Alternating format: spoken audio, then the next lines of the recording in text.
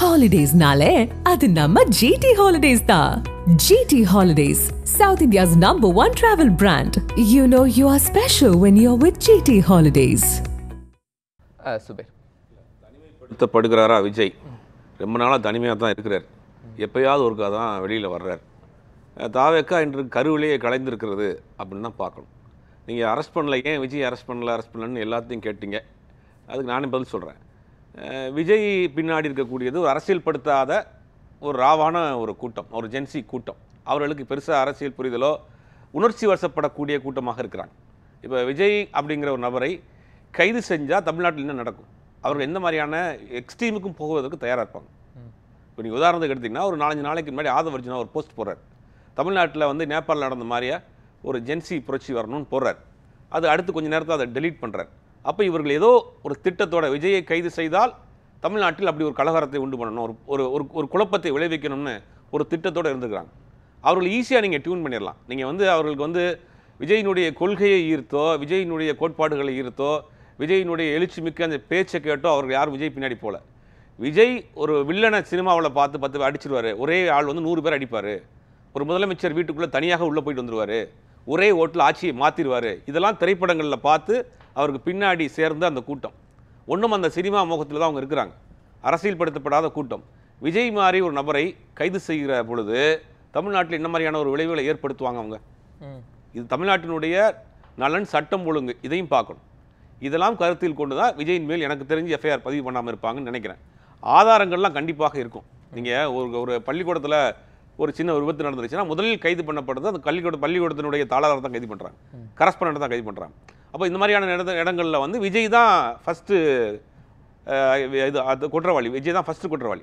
விஜய் கைது பண்ணுறதுக்கு நீங்கள் வந்து எஃப்ஐஆர் போட்டிருக்கலாம். ஆனால் இதை வைத்து அவர்கள் ஒரு பெரிய ஒரு அரசியல் செய்ய ஆரம்பிப்பாங்க. அப்போ தமிழ்நாட்டில் இதை வைத்து ஒரு பிரச்சனை வந்துடக்கூடாது. இந்த பதட்டம் தனியட்டும். இந்த முதல்ல ஒரு 4-5 நாள் ஒரு வாரம் போயிட்டுருக்கு. இந்த பதட்டம் தனியட்டும். ஒரு நபர் விசாரணை கமிஷன் போட்டிருக்காங்க, எஸ்ஐடி போட்டிருக்காங்க, நீதிமன்றத்துக்கு போயிருக்கிறாங்க.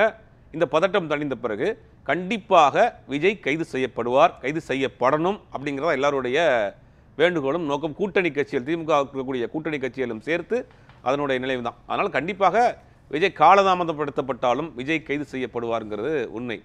ரெண்டாவது, விஜயினுடைய செயல்பாடுகளை ஏன் மற்ற எதிர்கட்சிகள்லாம் இப்போ மற்ற அவரை ஆதரித்தவர்கள் கூட இன்றைக்கி எதிர்க்க ஆரம்பிச்சிட்டாங்கன்னா அவர் நடந்து கொண்ட செயல்பாடுகள் தான். நீங்கள் அண்ணாவினுடைய மறைவுக்கு பிறகு அண்ணா வந்து குறைந்த காலம் தான் ஆட்சியில் இருந்தார். 2 வருஷத்துக்குள்ளே என்ன பண்ணுறாரு, மறைந்து போகிறார். அண்ணா மறைந்ததுக்கு பிறகும் திமுக 50 ஆண்டு காலமாக இருக்குது. ஏன்னா அண்ணா அன்னைக்கு 2ஆம் கட்ட தலைவர்களாக பல தம்பிகளை, ஆளுமை மிக்க தம்பிகளை உருவாக்கி வைத்திருந்தார். தாவேக்காவில் அப்படி ஒரு ஆளை சொல்லுங்க பார்ப்போம். அவர் கட்சியில், அவர் வீட்டில் ஆடிட்டராக இருந்தவர் பொருளாதார ஆக்கி வச்சிருக்காரு, மன்ற செயலாளராக ஆக்கி வச்சிருக்கிறாரு. இப்படி எந்த அனுபவமும் இல்லாமல் அவருக்கு பக்குவப்படக்கூடிய, அவருக்கு கையடக்கமாக ஒரு காலம் வேணும். இல்ல 49ல இயக்கம் உருவாகுது, அண்ணா 69ல மரணம். 20 வருட பயணத்துக்கு பிறகு இல்ல தாவேக்கா கடந்த ஆண்டு தானே உருவாகி இருக்கு. 1.5 வருஷம் ஆச்சு கட்சி ஆரம்பிச்சு. 2ஆம் கட்ட தலைவர். நீங்க திமுக கூட இதை கம்பேர் பண்ணீங்கன்னா அங்க ஒரு 20 ஆண்டு காலம். அவர் தானே சொல்றாரு, அப்படி ஒரு பாரம்பரியமிக்க கட்சி எனக்கு டிஎம்கே தானே எதிர்க்கின்றாரு. அப்ப நீங்க அந்த எதிரியை எதிர்க்கிற அளவுக்கு நீங்க பலப்படுத்திருக்கணுமா இல்லையா? இப்போ உள்ள தேர்தலுக்காக திமுக எதிர்ப்புகிறாரு. 26ல தேர்தலுக்காக உங்களுடைய டார்கெட் திமுக எதிர்ப்பு முடிவு பண்ணிட்டீங்கல்ல, அப்புறம் பலம் வாய்ந்த பலமுறை ஆண்ட கட்சி எதிர்ப்பதற்கு நீங்க தயாராகணுமா இல்லையா? ஏன் தயாராகல? 2ஆம் கட்ட தலைவர்கள் கிடையாது, ஒரு வலிமைமிக்க பேச்சாளர் கிடையாது. இன்னைக்கு பாத்தீங்கன்னா சம்பவம் நடந்து 1 வாரத்துக்கு மேலே ஆகிப்போகுது. எல்லாரும் சுவிட்ச் ஆஃப். எந்த மொபைலில் கட்சி ஆரம்பிச்சாங்களோ அந்த மொபைலை க்ளோஸ் பண்ணிட்டு போயிட்டாங்க எல்லாரும். எங்கேயுமே டிவிக்கு ஆஃபீஸ் திறக்கல, யாருடைய ஃபோனும் அட்டன் பண்ண முடியல. இது என்ன கட்சி? இது ஒரு பிரச்சனை நடந்திருக்கா, நீ களத்தில் நிற்க வேண்டாமா? சரி, நீங்கள் போக வேண்டாம். 2ஆம் கட்ட தலைவர்களாக இருக்க 2ஆம் கட்ட தலைவர்களே இல்லை. இதுதான் விமர்சனத்துக்குள்ளாரு. அதான் சொல்கிறேன், தாவேக்கா தனிமைப்படுத்த. அவர் ரொம்ப நாள் தனிமையாக தான் இருக்கார். வாரத்துக்கு ஒரு நாள் வெளியே வருவார். கட்சி ஆரம்பித்து 1.5 வருஷத்துக்கு பிறகு தான் பிரச்சாரத்துக்கு வெளியில் வர்றாரு. அவர் தாவேக்கா தனிமைப்படுத்தப்பட்டு ரொம்ப வருஷம் ஆச்சு. அவர் தனிமைப்படுத்தி தான் இருக்கிறார். இப்போ இந்த பிரச்சனைக்கு ஒட்டுமொத்தமாக தமிழக மக்கள் அவர் தனிமைப்படுத்திடுவாங்க. கண்டிப்பாக தாவேக்காங்கிற ஒரு கட்சி மீண்டும் மேலே எழுந்து வர்றது ரொம்ப ரொம்ப கரூர்ல நீங்க போய் பாதிக்கப்பட்ட வீடுகள்ல அவர்கள் சொல்லக்கூடிய விஷயம், விஜய் இப்போ ரொம்ப கஷ்டத்துல இருப்பாரு, விஜய் எங்களை பார்க்க வரணும்னு ஒருத்தர் கூட பேட்டி கொடுக்கலையே. ஆமா, அதுதான் சொல்றாங்க. பாதிக்கப்பட்டவர்கள் நிறைய பேர் நீங்க பேட்டி எடுத்து போட்டுட்டு இருக்காங்க. அவங்க என்ன சொல்றாங்கன்னா, விஜய் தாவேக்கா தலைவர் விஜய் யாரும் பார்க்க போல, அந்த ஊர்ல விஜய் நடிகர் விஜய் வர்றாருங்கிறது பார்க்க போனோம். அவங்க யாரும் எங்களை விஜய் வந்து ஆறுதல் சொல்ல வேண்டும் அப்படின்னு யாரும் விஜய் மேல குற்ற சுமத்தலையே. அரசாங்கம் அந்த அளவுக்கு செஞ்சிருச்சு. நீங்க பாதிக்கப்பட்டு 24 மணி நேரத்துக்குள்ள தமிழ்நாட்டினுடைய முதலமைச்சர் அங்க இருக்கிறாரு. 2 அமைச்சர்கள் அங்கே இருக்கிறாங்க, நிவாரணங்கள் வழங்கப்பட்டிருக்கு, எல்லா உதவிகளும் அரசாங்கம் செஞ்சு முடிச்சிருக்கு. நீ விஜய் மேலேருந்து குதிச்சு வந்து தான் உதவி செஞ்சு விஜய் கொடுக்கக்கூடிய அந்த உதவி இல்லை, விஜய் எங்களை வந்து பார்க்கவில்லை அப்படிங்கிற ஆதங்கத்தை யாரும் விஜயை மறந்துட்டாங்க. அந்த மக்கள் விஜயை ஒரு பொருட்டாவே நினைக்கல, விஜயை மறந்துட்டாங்க. விஜய் வந்து என்ன செஞ்சிட போறாங்கிற ஒரு நினைப்போட இருக்கலாம். நீங்க அப்படிதான் எடுக்கணும். விஜயை அவங்க எதிர்பார்க்கல, விஜய் இந்த விஷயத்தில் அவங்க வந்து ஒரு பொருட்டாவே நினைக்கல அப்படின்னு தான் பார்க்கணும். ஏன்னா அவங்களுக்கு தேவையான உதவியை அரசாங்கம் செஞ்சுக்கிட்டு இருக்கு. இனி விஜய் வந்து என்ன செஞ்சிட போறாரு? நம்ம உயிர் போயிட்டு இருக்கப்ப, இழுத்துக்கிட்டு இருக்கப்ப யார் வந்து கை கொடுத்தா, யாரை தூக்கிட்டு போனா, யார் அந்த களத்தில் என்ன? அது திமுக அதிமுக 2 கட்சியும் சொல்றேன். அதிமுகவும் அன்றைய இரவு களத்தில் இருந்துச்சு, திமுகவும் அன்றைய இரவு களத்தில் இருந்துச்சு, நாம் தமிழர் கட்சியும் இருந்துச்சு, பாஜக இருந்துச்சு. நீங்க எங்க போனீங்க? உங்க கட்சி நிர்வாகி ஒருத்தரை கூட காணோம். எல்லாம் சுவிட்ச் ஆஃப் பண்ணிட்டு போறீங்க. சாதாரண அடிப்படை மனிதாபிமானம் இல்லாத ஒரு நபர்களா இருக்கீங்களே. ரோட்டில் நம்ம போயிட்டு இருக்கிறோம், யாரோ ஒருத்தர் விழுந்து கிடந்தாலும் ஓரமா நிப்பாட்டி தூக்கி வச்சிருவோம். உங்க உன்னைய பார்க்க வந்து 42 பேர் இறந்து போயிருக்கிறாங்க. உங்க கட்சி நிர்வாகிகள் அனுப்பியிருக்க வேண்டாமா? 2ஆம் கட்ட தலைவர்கள் அனுப்பியிருக்க வேண்டாமா? தொண்டர்கள் அமைச்சிருக்க வேண்டாமா? எதுவுமே செய்யலை அப்படின்னா அந்த மக்கள் இவர் முகத்தில் முழிக்க கூட விரும்பலை அப்படிங்கிறத நான் நினச்சிக்கிறேன். அதனால விஜய் நீ ஏன் வரல? விஜயை பற்றி அவர்கள் யோசிக்கவே நிலமில்ல. உயிர் போயிருக்கு, பல பேர் காயமடைஞ்சிருக்கிறாங்க, மருத்துவமனையில் இருக்கிறாங்க, பல கட்சி தலைவர்கள் பார்க்குறாங்க. விஜய் ஒட்டுமொத்தமா தமிழக அரசியல் களத்தில் இப்போ இல்லை அப்படிங்கிறீங்களா? இல்லைங்கிறத விட அவரை புறக்கணிக்கிறதுங்கிறது. ஆனா விஜயை மையப்படுத்தி அதிமுகவோடு இணைந்து விடுவார், பாஜகவோடு இணைந்து விடுவார் அப்படிங்கிற ஒரு கருத்துருவாக்கம் இருக்கு. இந்த குழப்பத்தை பயன்படுத்தி அவர்கள் ஆதாயம் தேடுவதற்கு எல்லா அரசியல் கட்சியும் முயற்சி பண்றாங்க. பாஜக ஏன் 10 பேர் உடனே அனுப்புறாங்க? ஹேமாமணி தலைமையில் ஒரு டீம் போடுறாங்க. அவங்க வந்து என்ன செஞ்சிட போறாங்க? அவர் சொல்லக்கூடிய 10 பேர்கிட்ட பேசிட்டு போயிடுவாங்க. உள்ள டெப்தா உள்ள போய் என்ன நடந்துச்சுன்னு அவங்க ஆராய்ச்சி பண்ணிடுவாங்களா? அவங்க சொல்றதா முதல்ல அவங்களுக்கு புரியுமா? அண்ணாமலை தான் டிரான்ஸ்லேட் பண்றாரு. இந்த 10 பேர் கொண்ட நாடாளுமன்ற உறுப்பினர்கள் கொடுக்கக்கூடிய அறிக்கை முழுவதுமாக இருக்குமா? அவங்க கரூரில் இருக்கக்கூடிய சந்து பொந்துக்கெல்லாம் போயிருப்பாங்களா? அப்ப பாஜக இதை வைத்து ஒரு அரசியல் பண்ணுது. விஜயினுடைய வாக்குகளை, அந்த வாக்குகளை தன் பக்கம் இழுக்கணும். இந்த நேரத்தில் யார் தான் கொண்டு வந்துருவாங்க? இப்போ யாரும் விஜய்க்கு உதவலைன்னா பாஜக உதவி விடும் முழுமையா? உதவிட்டு தானே இருக்கு. இன்னும் உதவிடும்ன்றீங்க, ஒரு ஒரு கொஸ்டின் மார்க் போறீங்க. பாஜக முழுவதுமாக விஜய்க்கு உதவிக்கிட்டு இருக்கு. யார் பேசுறப்ப? யாருக்கு விஜய்க்கு ஆதரவு? விஜயினுடைய ஸ்போக்ஸ் பர்சன் யாருமே வரது கிடையாது. விஜயினுடைய ஸ்போக்ஸ் பர்சனா யார் பேசுறா? பாஜக நிர்வாகிகள் தான் பேசுறாங்க. அது விமர்சனம் வந்த பிறகு இந்த 2 நாள் அண்ணாமலையும் திருமதி குஷ்பு என்ன சொல்றாங்க? நாங்க பாஜக இது எதிர்கட்சி தலைவர் எடப்பாடி பழனிசாமி அரசு மீது விமர்சனம் வைக்கிறார்ல, அதை பற்றி பேசுவதே இல்லையே. இல்ல, அரசு மீது விமர்சனம் வைக்கிறான் சொல்லிட்டேன். ஏன் வழக்கு போடுறோன்னு கேட்குறாங்க. வழக்கு போடுறப்ப இந்த மாதிரியான ஒரு சிக்கல் வரும், பிரச்சனை வரும். ஒரு ஊரில் கலவரம் நடந்துட்டு இருக்குன்னா அந்த கலவரத்தின் தாக்கம் தணிந்த பிறகு தான் சம்பந்தப்பட்டவர்கள் வழக்கு போயிடுவாங்க. முதல்ல அந்த பிரச்சனையை சால்வ் பண்ணணும். இந்த 10 நாளா ஒரு வாரமா 51 உயிர் இங்கே போயிருக்கு, பலர் காயமடைந்திருக்காங்க, மருத்துவமனை, அதை முதல்ல ரெக்கவரி பண்ணுவோம். மேற்கொண்டு இது ஒரு பிரச்சனையாக்கி இவர்களால் எதுவும் பிரச்சனை வந்துடக்கூடாது தமிழ்நாட்டில். ஏன்னா அவர்கள் அந்த திட்டத்தோடு தான் இருந்தார்கள். ஏன்னா ஆதவர்ஜினா போட்ட ட்விட் அதுக்கு ஒரு காரணம்.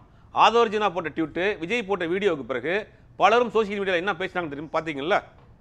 போலீஸ் ஸ்டேஷன் பிளாஸ்ட் பண்ணிடுன்றான், சிஎம் சார் இந்த தளபதி தொட்டு பாருங்க சார்ன்றான். சின்ன சின்ன பசங்க அந்த அர்த்தம் புரியல. இவர்கள் அப்படி ரோட்டுக்கு வந்திருப்பாங்க. ரோட்டுக்கு வந்தால் என்ன ஆயிருக்கும்? அந்த பசங்களையும் காப்பாற்ற வேண்டிய பொறுப்பு அரசாங்கத்திற்கு. எல்லாம் 16, 17 வயசு பசங்க, +2 எக்ஸாம் வர போகுது.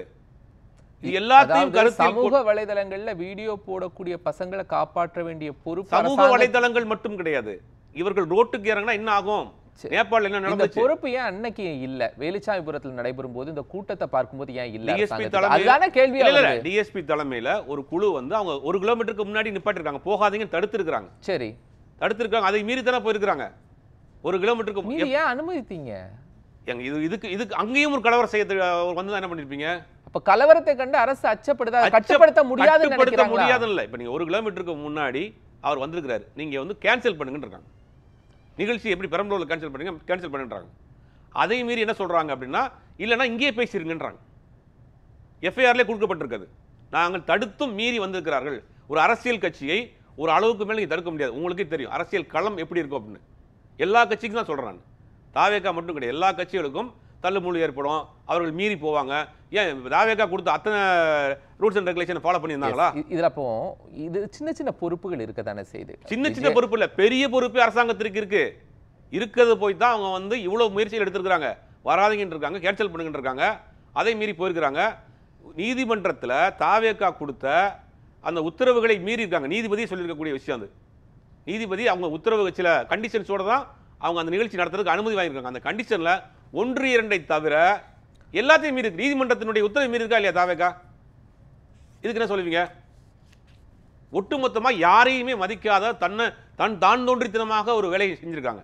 இதுக்கு முழு பொறுப்பும் தாவேக்காவினுடைய தலைவர் விஜய் தான். 41 உயிரினுடைய விலை எனக்கு அவர் தான் கொடுக்கணும். 41 உயிருக்கு உண்டான நியாயத்தை அவர் தான் கொடுக்கணும். நிச்சயமாக விஜய் கைது செய்யப்படணும். மிக விரைவில் கைது செய்யப்படுவார். இல்ல அது ரொம்ப நீர்த்து போற செய்யறதுக்கு தானே அந்த ஆணையம்லாம் உருவாக்கி இருக்கு. இந்த ஆணையத்தின் மேல நம்பிக்கையே இல்லைன்னு சொல்றாங்களே. அதான் எஸ்ஐடி போட்டிருக்கேன். நீதிமன்றமே எஸ்ஐடி போட்டிருக்கேன். அஸ்ராக்காவுக்கு இன்னும் நேர்மையான ஒரு போலீஸ் ஆஃபீஸரை போட்டிருக்கிறாங்க. அவர் விசாரணை கொடுக்க, அவர் அறிக்கை கொடுக்கணும். விசாரணை பண்ணிட்டு எதுவுமே முடியல, நீங்க அடுத்து சுப்ரீம் கோர்ட்டுக்கு போங்க. அப்ப நீதிமன்றத்திற்கு அரசினுடைய அந்த ஒரு நபர் ஆணையம் மேல நம்பிக்கை இல்ல. அரசினுடைய ஒரு நபர் ஆணையம் நம்பிக்கை இல்லாம எஸ்ஐடி போடல. நீங்க அப்படி டைவர்ட் பண்ணி விட்டுறாங்க. நீதிமன்றம் தன்னிச்சையா அவர்கள் சார்ந்த விஷயங்களை தெரிஞ்சு கொள்வதற்காக அவங்க தரப்புல போட்டிருக்காங்க. அவர்கள் தரப்பிலிருந்து நியாயம் வேணும் இல்லையா?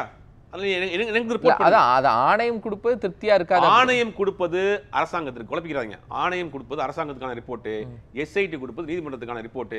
நீதி அரசியல் பார்ப்பதற்காக அந்த எஸ்ஐடியை போட்டுக்கிறாங்க. எஸ்ஐடி கொடுக்குற ரிப்போர்ட்டை வைத்து நீதிமன்றமும் நீதி அரசர்களும் அடுத்த கட்டமா மூவ் பண்ணுவாங்க. இது எல்லாமே அவர்களுக்கு திருப்திகரமாக இல்லைன்னா நீங்க சுப்ரீம் கோர்ட் போங்க.